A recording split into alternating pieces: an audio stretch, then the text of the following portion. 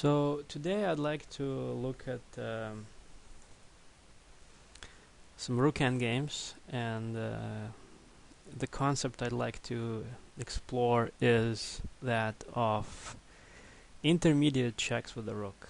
And I think it's important to understand that in general, while we don't win the game by checks, we can only win the game with a checkmate, and most people understand that. But still, it's sometimes very tempting to give a check, and many even more experienced players fall for that. And even though that is a common mistake, sometimes an intermediate check is actually quite useful. So I'd like to look at examples of good intermediate checks and bad intermediate checks. This is a game I played a long time ago with the white pieces. Here it's black's turn, and black here could have probably gone for rook c1, preventing my pawn from advancing, since now there's always the idea of rook b1 with a skewer. So this would probably allow black to hold.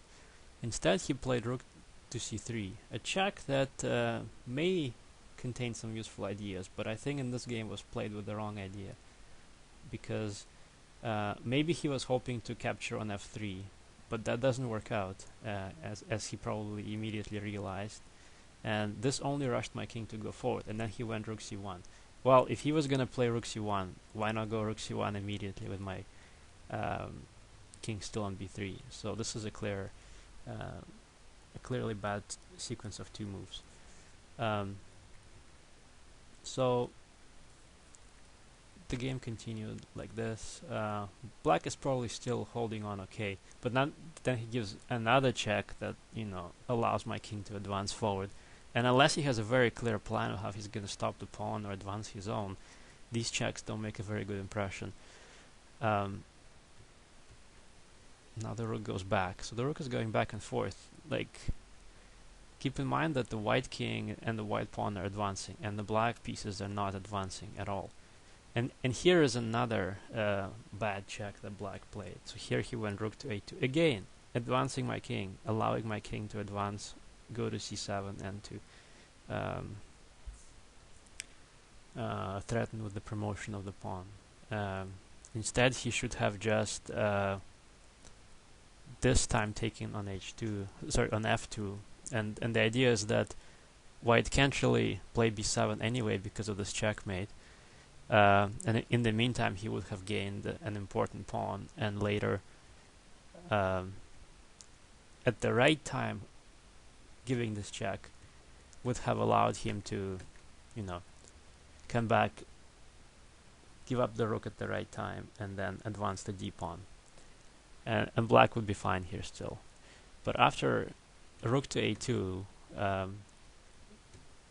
in these circumstances, this is too late, and the pawn advances too late, and when he gives up the rook, the pawn endgame is already completely winning for me. So he wasted a couple of moves with the rook c2 to a2 instead of doing something more useful, and those checks that he made proved unproductive. That doesn't mean that checks in rook endgames are always bad. So here's another example of a similar rook endgame. And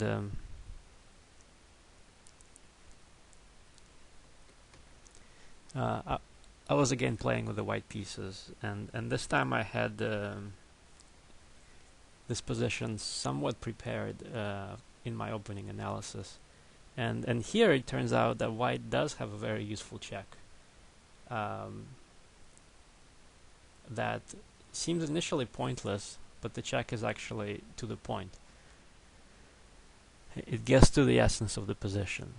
Why? Well, it seems like it just encourages black to take on f3 and win a pawn back. But the check had a very useful purpose in that it forced the black king to commit.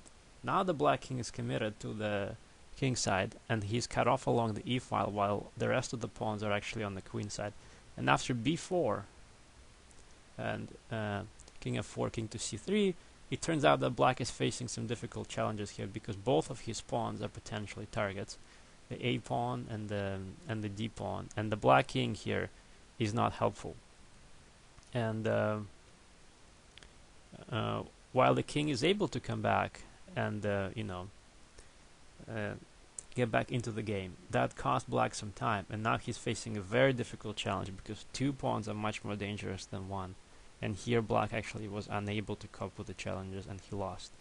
And this check is what allowed white to get this favorable position, where if black goes back, he's not getting my f pawn. If black takes on f3, the king is cut off, and white has advantage on the queen side. So this check was actually quite helpful here and allowed me to win this game. So I hope you get the idea that sometimes rook endgames can be quite tricky, and you have to assess very subtly. When you give the check, do you force the black king to go? Do you force the opponent's king to go to a better square or to a worse square? And is the check benefiting you in any way? So don't be afraid to give checks, but understand well why you're doing that. Thanks for watching.